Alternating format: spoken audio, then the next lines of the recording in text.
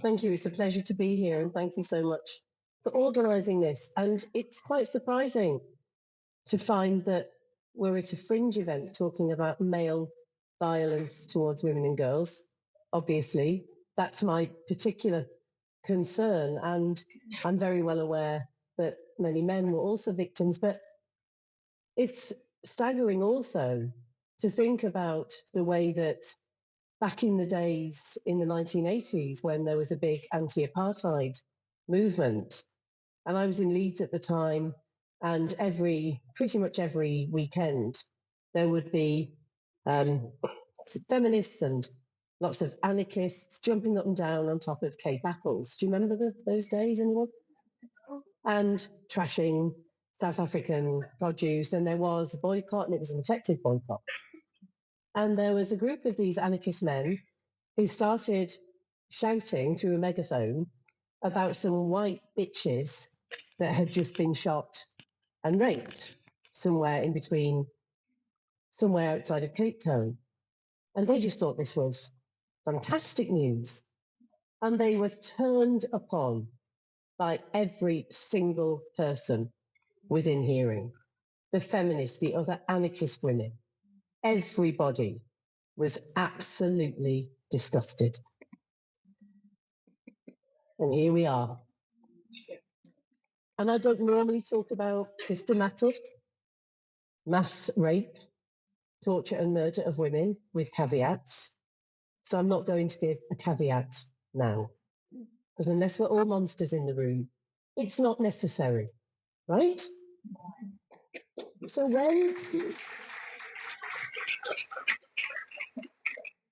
when I heard from a feminist, a self-described feminist, who is left of Corbyn, tell me that the woman who we all saw on our screens, who was wearing tracksuit trouser bottoms with blood covering the back of those tracksuit trouser bottoms, I was told this was just all a lie. In fact, the blood was from her handcuffed hands, wrists, that had been handcuffed at the back, and the blood had run down the back of her trousers from the handcuff cuts. What? Have you ever heard a feminist make up such a narrative, to go to such lengths to decide that there was another story? It was just the handcuffs. That's all it was, as she was being bundled into the back of the truck. She hadn't been raped at all. And then, of course, as I started protesting about this on social media and in my writing, I instantly became an extreme right-winger. Instantly. These are trans activist tactics. It's exactly what they have done. We go from left-wing lesbian feminist to right-wing activist immediately. And there's no middle ground. It's how the trans activists send us straight to Hitler without even a nod to Pol Pot, right? So there I am saying, I'm not accepting this. I'm not having the idea coming from so-called feminists on the so-called left that somehow this is just all a plot to discredit the Palestinian nation, and in fact to soften up the public response when Palestinian women are raped. That you can't have one without the other. And then, of course, you go to, well, like Judith Butler has said, these are freedom fighters on the left. Hamas I'm talking about. And when and how did Islamic fundamentalists become a cuddly buddy of the white liberals and left? How? Because when I use the term tanky, and I'm roundly slated for that, I thought that the definition of tanky is in fact those that will support Putin. and will support these Islamofascists because they're all against US imperialism. So which one is it to be? Which one? So I'm going to end in a minute so you can hear the others. But effectively, feminists that speak out and condemn all sexual violence against all women, and if you don't, by the way, you're not a feminist. You're not a feminist.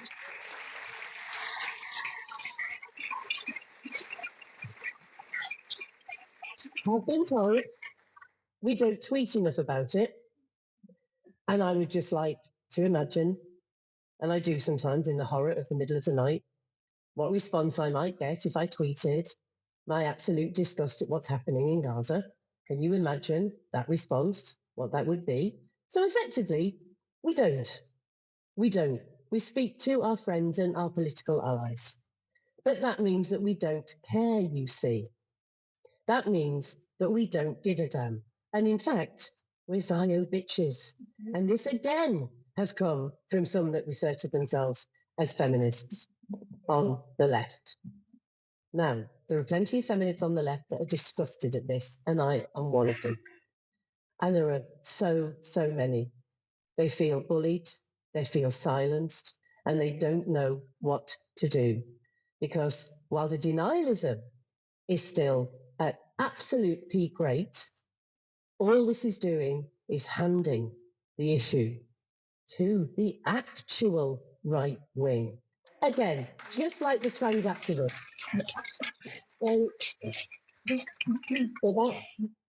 That's my contribution. And effectively, I'm not going to be bullied out of the left, although it's becoming a little bit small, my bit of it. The question that I want to ask is, and it's not whataboutery, this is a genuine question I have been asking for some time, before the pogrom, before then, what is it about Palestine and the left in this country? What is the obsession? And I mean obsession on the verge of mental illness. And I don't mean those people that rightly are concerned about atrocities. I mean the fucking obsession. I wonder what might be driving it forward further than any other atrocity that they might have mentioned before.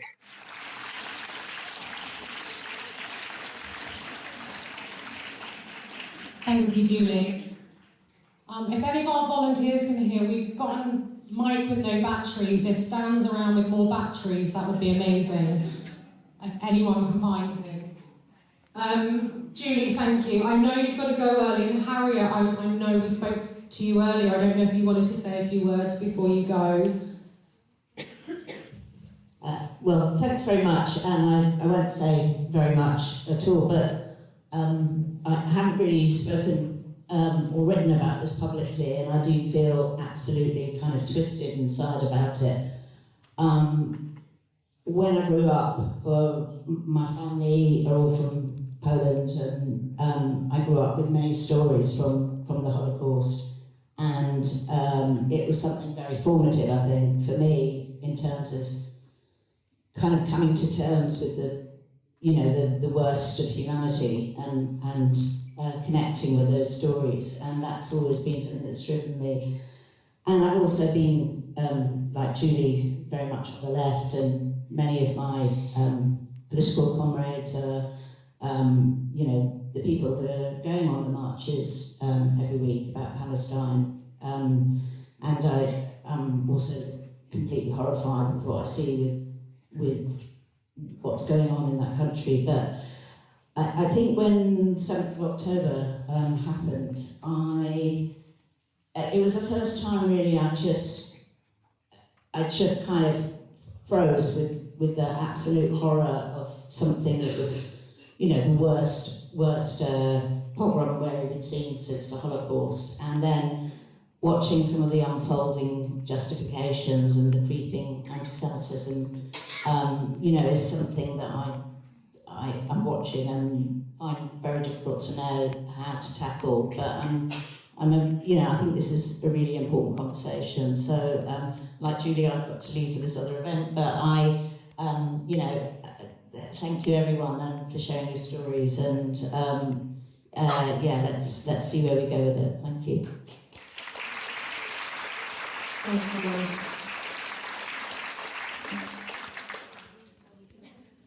Oh, I'm being waved at. Do you want to fill up should we fill up the empty? There we go. As you can see, I forgot to mention at the beginning, we are recording this event. If you've got a red sticker to say you don't want to be filmed and you're photographed, we'll keep an eye out for that. And if anyone is photographing this event, please do just keep an eye out. If anyone's got a red sticker, that means they don't want to be photographed or filmed. I've got them over here if anybody hasn't got one that wants one already. There's stickers over there if you haven't got one. So we'll move on now to Heidi from our local woman on the panel. We spoke this earlier, so I wanted to start with this. I spoke to a Jewish woman the other day who said that Jewish women are not being silenced, actually, and we don't need this event to have this conversation. I wonder if you can tell us what it's like on the ground here in Brighton. No.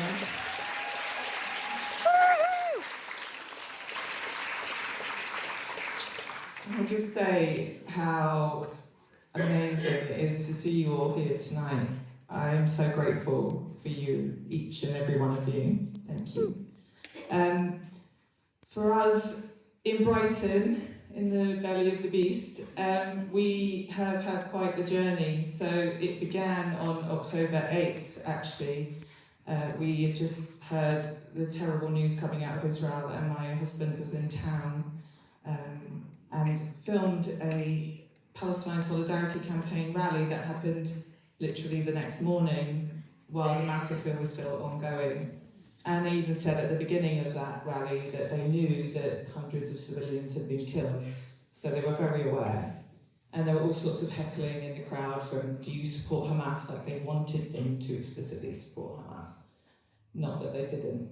So that happened, and he was filming, and a woman came on the megaphone and began. She was a British Palestinian woman, young woman in her 20s. She began to extol the happiness that she had at seeing this attack, and that she had been on the phone to her family, and they were all crying together how beautiful it was. She called it beautiful and inspiring. And she knew what she was talking about because she said revolutionary violence is not terrorism. So this wasn't an ignorant statement. That was the moment when we realised that what was happening to Israel was coming here too. And we were under threat as well. And then that evening, we found out that my husband Adam's cousin was kidnapped to Gaza and his daughter was murdered, 18-year-old by now, shot in the head in the safe room of her own home 4 days after her 18th birthday. And the balloons were still in the house from the party. Then we found out that the woman who had spoken at the rally was the women's officer at Sussex University. Yeah. She was even the co-chair of the Feminist Society. So that's where this particular story began for us, with that. Then about a month later, brave Jewish and Israeli women and non-Jewish women came together and they decided they'd had enough of the silence from the feminist movement on this, and so they joined the Reclaim the Night protest, and they joined with their message that rape is not resistance. They had signs, they were calling out the silence, and we were politely ignored, I'd say. We were at the back. But there was one man who had something to say, and he was from the Palestine Solidarity Campaign, and he said that we were being duped by imperialists. Which kind of, those three words sort of sums up a lot of the problems that we're seeing in the left. And, whatever. So he walked away, and we joined the march, and we were politely ignored, and it was okay. And then the next day, the people that organised Reclaim the Night decided that they would actually make a statement, and so I'll read what their statement was. We stand with our sisters in Palestine, Israel, Sudan and Congo who have experienced sexual violence and abuse and unequivocally condemn rape as a weapon of war in all circumstances. So, you know, that was something. I felt that was a win at that point because we've been so, you know, demoralised by this whole thing that even being mentioned as victims is a massive achievement at this point. So, you know, the silence kind of continued afterwards, but, you know, at least they recognised that we were human beings. So then after that, we got to Women's Day in 2024, and there was an event, like a kind of side event on pro-Palestinian event by Stop the War, and there was a speaker there who later ran for office. And she said, a Palestinian, Jordanian, British woman, who said, the invitation to condemn Hamas is now coupled with the accusation that we are ignoring the alleged rapes of October 7th. Note that the UN report had come out by then confirming the rapes. Built into this is a distortion of Israel as civilized and the Arab world as backwards. It saddens and disturbs me that this new brand of feminism weaponizes rape as a way of justifying a genocide. Then she called into question why the rapes hadn't been investigated, blah, blah, blah, and undermined, you know, the usual questions, undermining the idea of them as factual.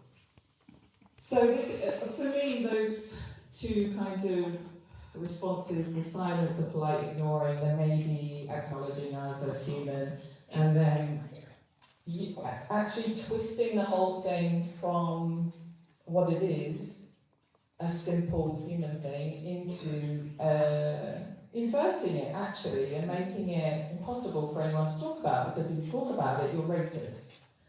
And that is a huge part of the problem as well, and it's actually having a silencing effect on anyone that might want to talk about it. So after that event, they had their main Women's Day event, which happened in the Brighton Dome, which is our main kind of big arts venue in Brighton, very mainstream. And what we found out before was that basically there were some very extreme elements of the pro-Palestinian movement participating in that, and they were going to display some quite extreme material in that. They had previously distributed a pamphlet, they call them zines, the kids call them zines. Or maybe in the 90s, I don't know. America, I don't know why it's here. But do without it really.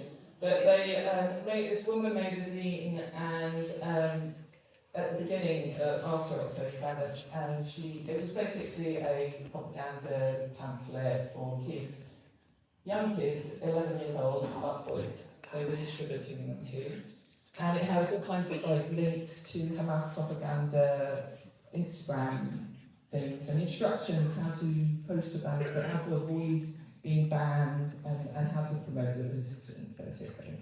So this group had been distributing them, and we were kind of upset that they would be invited into a mainstream venue. So they eventually got them, you know, they were expelled, which was good, but all of their material ended up in the venue anyway because everyone in there loved them.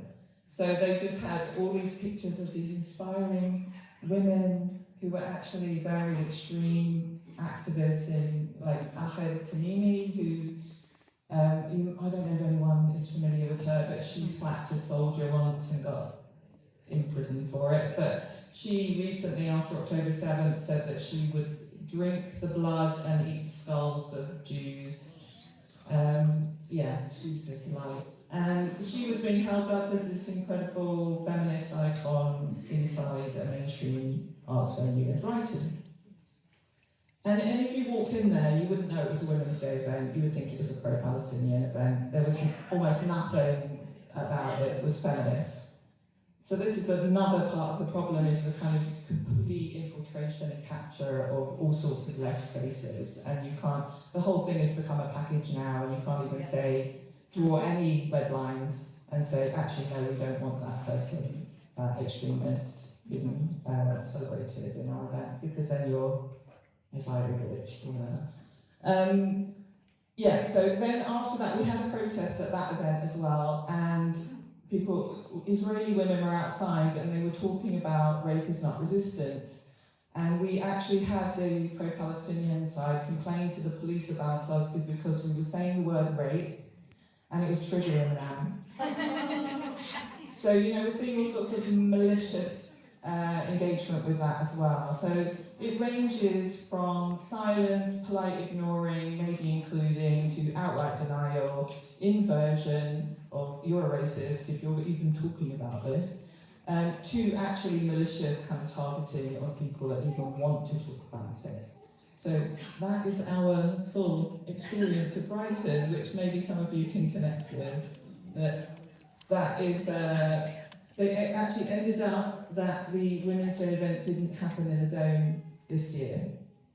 And I don't know why, but maybe something to do with that. But so we're seeing an actual chill effect on the feminist movement, actually, because it's having a really destructive, negative, tainting, divisive, disgusting impact. And so actually it's hurting the feminist movement, hurting our cause, and that's a huge part of it.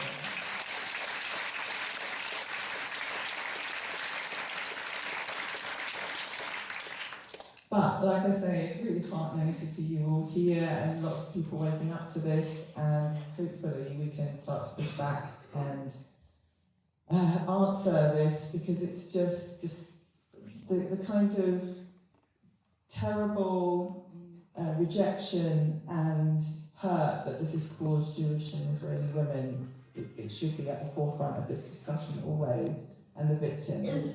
And the victims have spoken out and have been brave, and we actually need to honour that. Thank you.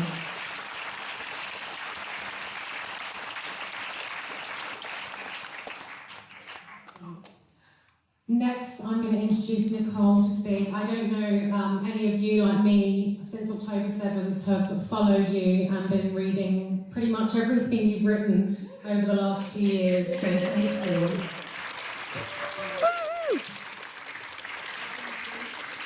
Hi, welcome to Julie and Harriet.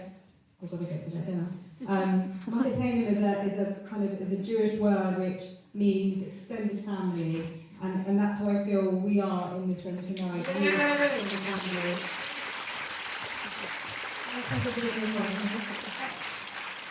It felt very lonely. Yesterday, when my day was bookended by one man who turned out to work for a London council near to my house, writing to me, "Shut the fuck up, Nicole, you psychopathic, baby-killing, defending cunt. Everyone's tired of you being the victim. Just fuck off back to Poland," or something. And then another one in the evening telling me that I wasn't properly English, despite what my birth certificate might say, or the fact that my family's been here for 400 years, because I didn't have the right ancestry. This is anti-Semitism is at the heart of every hatred. Both men were, and in the middle of that, a Jewish woman who had been at Philia wrote to describe to me not only had she had justification for the rapist murdering resistance, but also women, seeing her Star of David necklace, had come up to her and started asking her about her thoughts about the war in Israel, which they called a genocide. One thing, I don't want to talk too much about Philia. I had a good day there today, and I think it's important that we as feminists keep our eye on the ball. We have a massive problem, and we have so many problems in the world. But one season activist told me about her walking into Philia today, and this is past the groups of men outside with their flags there, their trans flags and their Palestine flags. These two flags that shouldn't go together in any way, but are together, shouting about the trans issue and how it's also a Palestine issue, and had left her feeling threatened and tearful. I'm not talking to you as a victim. I have a privilege as a journalist to have a voice, but I want to give you a snapshot of life as a British Jew. A snapshot that you'll have had a tiny taste of by the fact that this venue wasn't announced until a few hours ago. You had to go through security. That's what we have at every big gathering of Jews. This is what we have outside our synagogues, our schools, our kindergartens. On October 7, I think all Jews felt the trauma and feel the trauma still. One of the most painful elements for me as a feminist was the number of feminists who intimated that the rape and the murder of Israeli women was resistance, and resistance is justified. Rape is not resistance.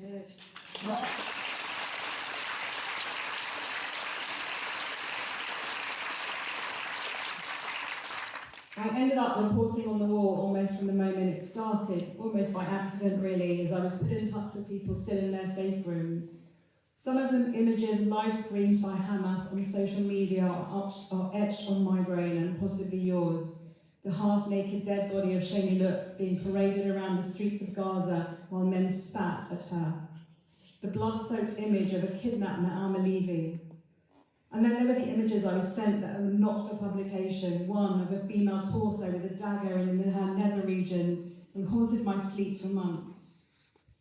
When I wrote about what was happening, I was trolled. This is normal, I'm not used to trolls. But one of the things that shocked me were that women who had the suffragette colours in their Twitter bio, they were the ones trolling me, or amongst the women trolling me.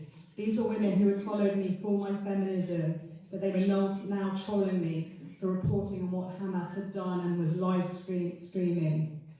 Because Israeli women, Jewish women, are the wrong sort of victim, and those who fight Jews and fight Israelis are the wrong sort of aggressor, apparently, even though every other sort of Islamofascist we fight against. Even before the war, Hamas credentials were hardly glowing.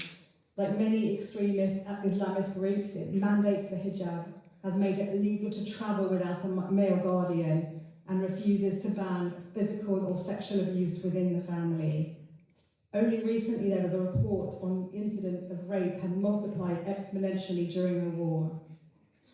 The October 7 response among the majority of groups committed to ending violence against women and girls was either to keep quiet, to disbelieve the victims, or to somehow insinuate that they deserved their fate. In the words of 140 American prominent feminist scholars, to stand in solidarity with Israeli women is to give in to colonial feminism. Here in the UK, Sisters Uncut occupied several London stations to call for Israel to put down its weapons. Afterwards, the charity issued a 600-word statement filled with references to apartheid, genocide and disprove reports that the IDF had bombed Gaza's Al-Ala hospital. There was no mention, and this is very early in the war, of the 239 hostages, around 100 of whom were women and children and babies. When they were criticised for this, they declaimed what they called the Islamophobic and racist weaponisation of sexual violence. Southall Blackpool sisters, yes. They did at least initially mourn the loss of life on both sides, but they blamed it on the Israeli government's declaration of war on Gaza. They later attacked the ideological weaponisation of the rapes. The UN Women took months to acknowledge the sexual violence against women. This organisation, set up in the aftermath of the Holocaust, is mainly opposed to Israel due to the majority makeup of its states. But there are in the UN, Israel does have a few friends who at least don't hate it, sometimes neutral. In February 2024, the UN Special Representative on Sexual Violence in Conflict, Camilla Patton, wrote an important report that we must all always remember. It stated that there are reasonable grounds to believe that conflict-related sexual violence occurred during the 7th of October attacks in multiple locations, including rape and gang rape. And also that the mission team had found that several fully naked or partially naked bodies from the waist down were recovered. Mostly women, men were raped too, with their hands tied, and they were shot multiple times. Yet Reen Al-Salem, the UN Specialist Reporter on Violence Against Women and Girls, a heroine in many feminist circles, being a rare voice in the UN for not going down the gender madness route, still refuses to accept it. Just a few weeks ago, on the LinkedIn page of Jewish feminist Rosa Friedman, Ree told me that she'd only agreed to talk about the rapes when a victim came forward to tell her about it. This is despite many hostages talking about how they've been raped, and also the fact that most of the rape victims from October 7 were dead. She refuses to believe, or she says that she refuses to believe. Let's talk a tiny bit about the hostages. When I interviewed Naama Levy's father, he had just come out of a meeting. This was obviously before she was released, when some of the hostages had been released and the families of those still being held had been told about the sexual violence going on in Gaza. We did an interview and he appealed to Michelle Obama, who Naama Levy had adored. I wrote the article for an American newspaper. We talked about how Michelle Obama had spoken out against sexual violence before and had called for other girls to be returned. There was silence. October 7 was a watershed moment for the feminist movement because it's turned on its head the mantra of believe her. Suddenly the mantra is now, believe her as long as she's not a Jew. The impact on women, Jewish women, continues to be felt. The Violence Against Women charity, Jewish Women's Aid, saw an immediate impact with a huge drop in women coming forward for their help. It's hard enough to be believed when you are a victim of violence, to have the strength to leave a violent man.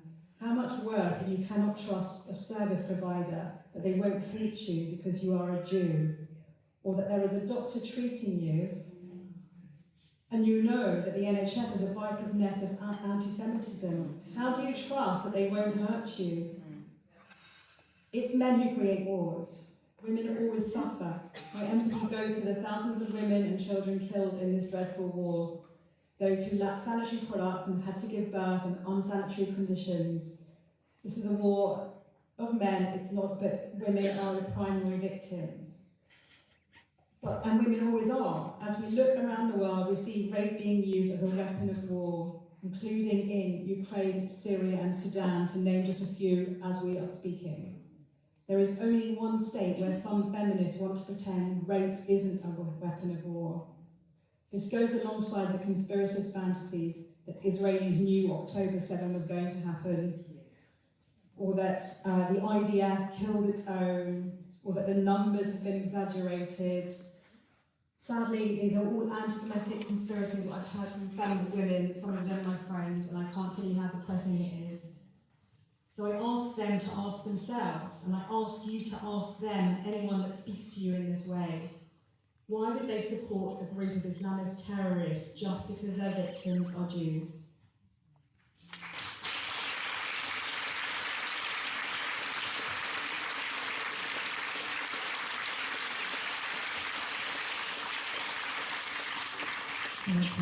Thank you. Next, we're going to hear from my really good friend Luba. We've been volunteering for how many years in the women's movement? So honoured to call you my friend. Luba and I, and Ali and Josie, caught up a few months ago and said, we have to do something, and Luba's one of the main reasons we're here tonight, so please welcome her.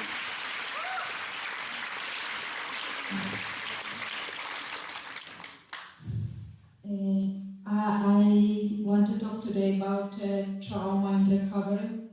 There is a common assumption in trauma psychology that healing requires recognition. Recovery of a trauma survivor will be very difficult, very challenging without her being affirmed and validated. I have witnessed this repeatedly without my community of women who survived the sex rape. Validation of trauma can take many different forms. Sometimes it is enough for a woman that someone tells her she believes in her therapist or friends, and other women need more empathy.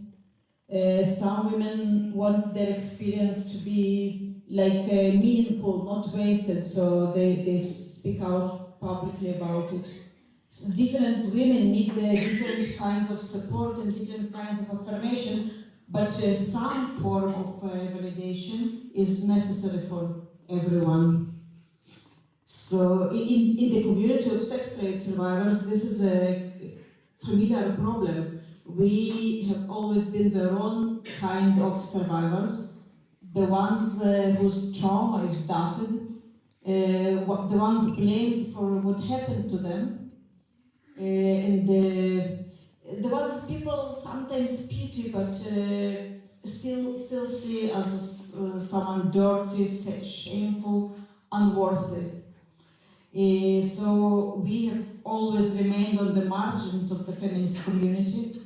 Most sex trade survivors feel ashamed of what happened to them, even after all the Me Too, the waves of Me Too and the other campaigns. Like everyone identifies with celebrities being sexually assaulted, but not with sex trade survivors. So, and now, just as the feminist community has begun to show a bit more awareness of the place of sex trade survivors in the movement, I feel that we are going through the same process of silencing trauma again, and this time as Israeli women. On October 7th, there was a coordinated mass rape of women, some of whom were murdered afterwards. Also, many women were kidnapped by Hamas and Islamic Jihad terrorists and held captive in Gaza. Some of those women returned to Israel in hostage deals, and they spoke about the sexual violence they experienced in captivity. And of course, this is first and foremost the trauma of those women themselves, which is their story. But this is also a national trauma. In Israel, we have always lived under the shadow of security threats. And now it became much more tangible because we understand that it can happen every moment to every single one of us, or even worse, to our daughters. I have 3 daughters. I cannot stop thinking and being afraid of this. Many of us feel a deep, almost total identification with the victims of the recent war crimes. Like when I look at those women, I feel as each one of them could be my daughter. And this is a collective trauma. Maybe it is secondary, right, but it is still trauma. And after this collective trauma we experienced as Israeli women, we needed recognition to begin the process of healing as a community. And then came the alienation from many feminist groups around the world. So of course, not every feminist woman took part in it. And many feminist women were genuinely horrified by what happened, and supported the Israeli women, supported survivors, supported just Israeli women. But if we speak about feminist organizations, non-Jewish feminist organizations associated with the political left, there was silence and denial. And let's be honest, almost all feminist organizations have historically grown of political left and still remain connected to it. So this phenomenon of being politically homeless, it didn't exist. It began only recently when the feminist movement split over gender ideology. So then I was born politically homeless. But so all the exist, all the feminist organizations, they're all aligned with left. I came from the left. I have never seen other organization. So the only non-Jewish feminist group I remember that issued immediately an unapologetic condemnation of Hamas sexual crimes was Women Declaration International. Maybe there were more. I don't remember. Most organizations were, in best case scenario, were completely silent. Some feminists even claimed that the sexual assaults against Israeli women were fabricated to devaluate the Hamas brand. And there were endless statements claiming that Israel's operation in Gaza specifically targets women, everyone, without any check or criticism. It is said everywhere that rapes in Gaza were like, I don't say it cannot happen in theory. Our men are not better than other men, and if all our men were so good, we wouldn't fight for a sex purchase ban. But so far, I have never heard of any concrete evidence of rapes in Gaza. There was some article after which Al Jazeera, not exactly Zionist media, they apologized for this. There was sexual abuse of one of the October 7 terrorists in Israel, and the abusers, who are Israeli soldiers, maybe they were persecuted. This is still ongoing process, but they were persecuted for this, for sexually abusing October 7 terrorists. And this is what I know, but anytime someone says rapes in Gaza, nobody questions this. Nobody is asking for proof, just nothing. So it feels like, and also the claim that the war in Gaza explicitly targets women and children. Also, it is just a statement. It never was backed, and it feels like the activists are just effectively saying, we can erase you, and nothing will happen. You don't matter to anyone, and we won't even lose our credibility over it. We can say anything about you, we can ignore everything about you, and we will be still respected feminist activists. It happens everywhere. And the truth is that we shouldn't have been surprised. Feminist organizations aligned with the political left have never acknowledged the charm of Israeli women, and it didn't start on October 7. That day, they just made the denial monstrous. But Israeli women have always lived in a war zone. It is sometimes more quiet, but mostly not. And we all know someone who was killed in a terror attack. We have seen all shattered cafes and buses, wounded and dead bodies lying on the streets. Every woman saw it. I remember myself walking my eldest daughter to the school. After Oslo agreements, there were a wave of terrorist bus attacks on buses. And I took my daughter, we just walked to the school because I didn't want to be on the bus. And my very little daughter could see dead bodies everywhere. So this is also trauma. Our children wake up regularly at night to the sound of sirens. They run to shelters, we all run to shelters. So sorry, we have shelters. Our shittiest government still supplies us with shelters. And then they go to school. They wake up to school at 7 a.m. like nothing happened.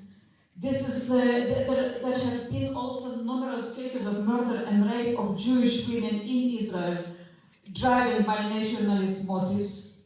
And we live with this trauma every day of our lives. It didn't start on October 7. But feminist discussions about women as victims of war never, ever included us. We are not invited to speak out as women in war zones. We are not mentioned in reports, not recognized at all. So does this happen because of the narratives that blame Israel for everything bad that happens in the Middle East, maybe in the earth? Possibly. But that can't be the whole story, because there isn't a systematic silencing of women from other countries blamed for human rights violations. We see women from war zones, it doesn't matter whether the government is framed as good or bad. Women are invited to share their experiences, but not us. So there is no choice but to say the simple truth. They don't hate Jews because of Israel, they hate Israel because we are Jews.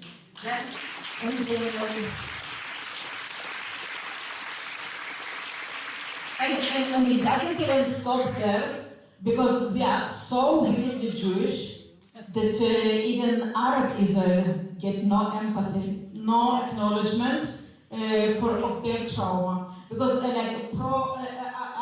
I'm not exactly sure what is defined, who is the Palestinian, because I have no, there is no consistent definition, but let's say that Palestinian is any Arab who lives in this territory where British Empire was. So Arab Israelis who were victims of October 7, they are also Palestinians, and nobody cares for them. Israeli Arabs were murdered on October 7. Some were killed by missiles. Arab girls were kidnapped to Gaza and released later. 12 Arab Druze children were killed in Hezbollah missile. 12 children in one missile. Nobody shared a story about them.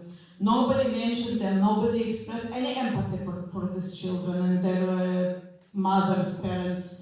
So all of them, together with us, which is like being wickedly Jewish is contagious. So they get no empathy. They are victims for whom nobody grieves in the world. So let's put aside the Israeli-Arab conflict. It is complicated, but even if Israel were truly the malicious colonial oppressor they imagine, the silencing of our trauma as women living in a war zone is devastating. It makes our healing challenging, and it makes the nihilist feminists very, very questionable. Thank you.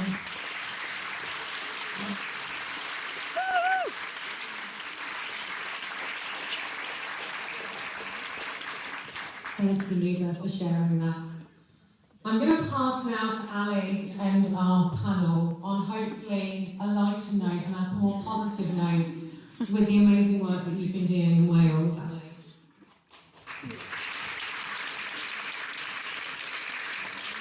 So I just want to start off in saying something that Freya mentioned earlier. When 4 of us sat down together originally and planned an event, we were genuinely scared we wouldn't get more than 15 women to attend. Then we sold 15 tickets, then we sold 20 tickets, then it went to 40 and we went, shit, we can't just meet at a corner in a pub. So obviously we had the problems with trying to find a venue, and eventually we found this, and we were terrified that we wouldn't cover the costs. And now, Freya will say later, we've raised not just covering this cost, but a fantastic amount for the hostage charities that you have all donated to as well.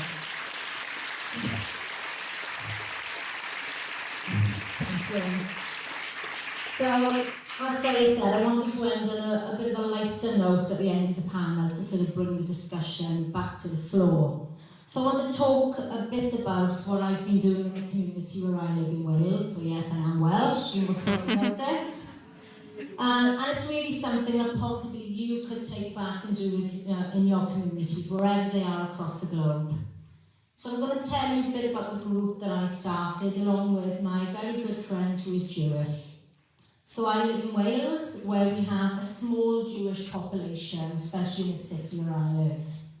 We used to have a synagogue and a prominent Jewish community, but with dwindling numbers, mainly due to age, our nearest synagogue is now 50 miles away in the next city, which is obviously that's a problem for the Jews that we have left here. So after the October the 7th atrocities, it became apparent that my Jewish friend and my family, the children, were finding it increasingly difficult to leave the house and go places where we'd always gone, even just up to the local shops, the park, a cafe. And I just couldn't believe it. They had lost friends and acquaintances that we had both known for a long, long time. And these were mainly what we would call lefties. Sort of Corbynite types. So not surprising now, but the ones that had always said how inclusive they were, how friendly they were the ones that were now not just shunning my friend, but also me for being a friend of a Jew. So being with her in the community and watching experiences that she was going through, which was silence, verbal abuse, sneers, or worse, I just couldn't sit back any longer as a friend and as an ally. If she was experiencing this, then there were obviously others within the community that were also. But did they have friends and family like she did that were trying at least to support her through this?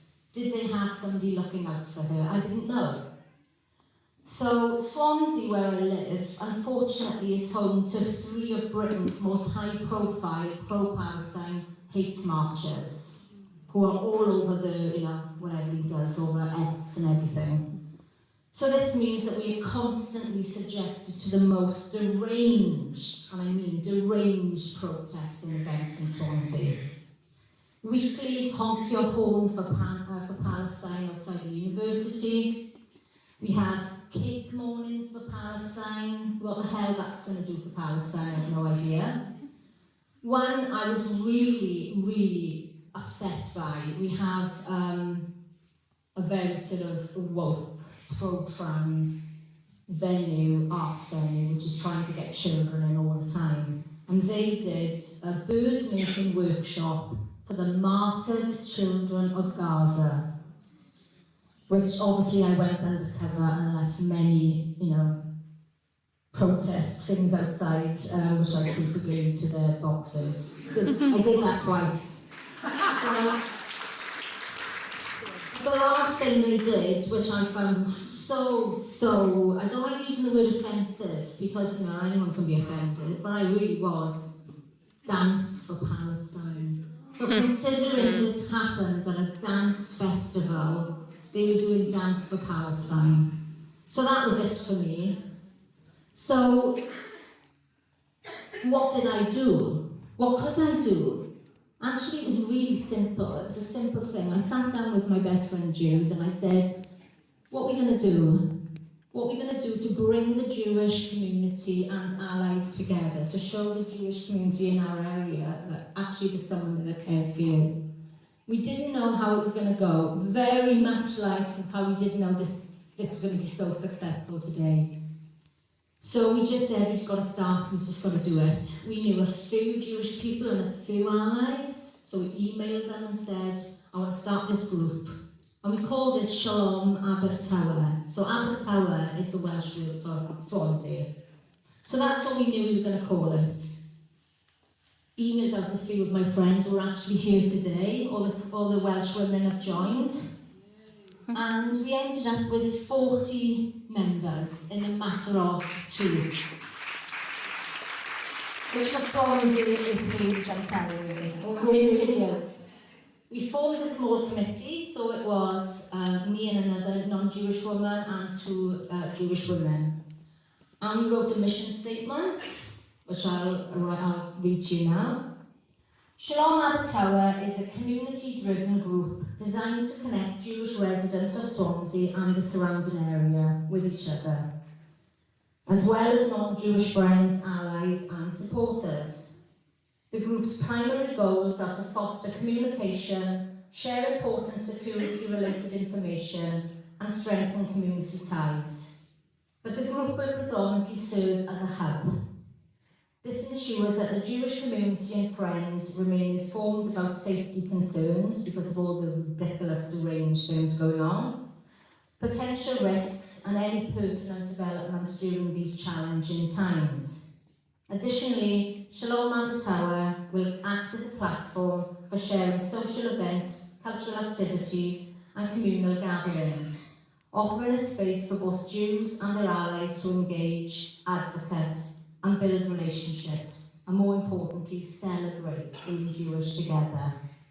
Shalom Abertawe is not a religious group, but a group to foster communication and allyship.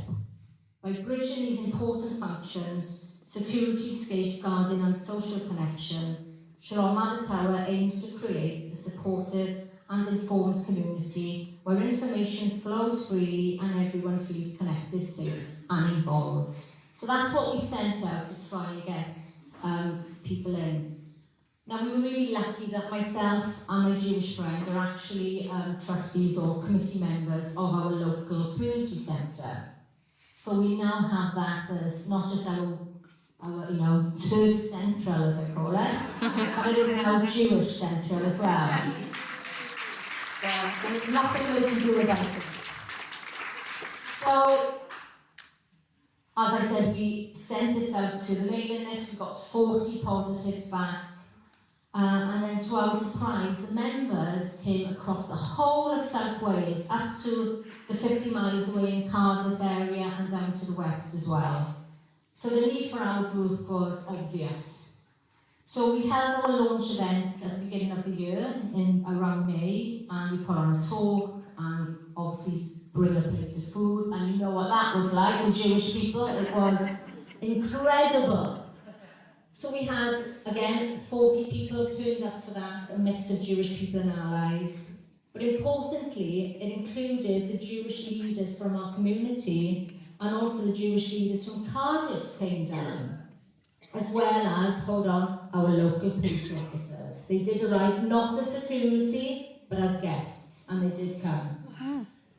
So the relief in that room was palpable when we locked the door and obviously started the celebration. Many, many older people just never thought that they would witness such atrocities again in their lifetime. And the younger people there, the children, were relieved that they could be actively part of such a positive group, because where they'd been in school or in their community, it was always, hush hush, don't say these things, and they could run about freely where we were. One of the requests that came out of the group was we wanted to set up a WhatsApp group, which we have already done. So this WhatsApp group really is a daily lifeline for many who would otherwise have no support in their community whatsoever, or in their workplace, or amongst their so-called friendship groups.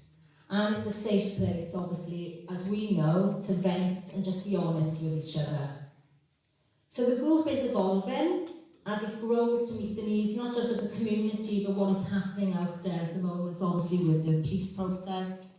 So we're sort of deciding what to do next, how to respond to that.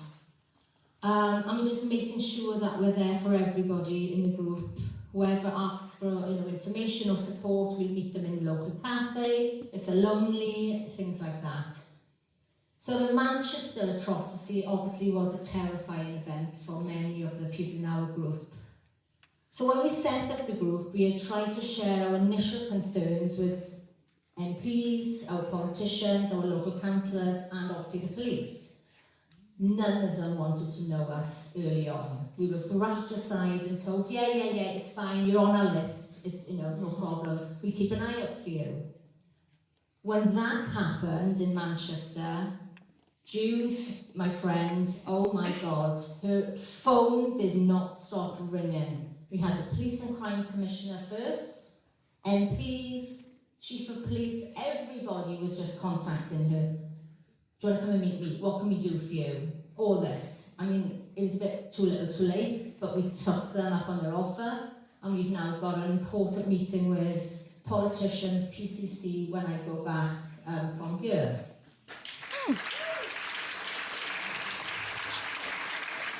So our next event is going to be our winter gathering, so I'm going to be sharing obviously what we've done today. I joined in the vigil on Thursday with Heidi's group, and I did actually give a little gift to put into the Jewish Centre from our group as well.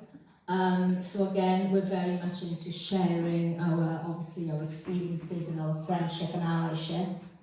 But for me, it's just such a simple idea that I had sitting down, which has grown into this really incredibly important. And it's really important for me as well, to know that I'm doing something for people I love in my community and my friends. And it's just grown into this crucial support network for those who would otherwise just be isolated in their fear, sorrow, and grief. And it's just something that I'm really, really proud of.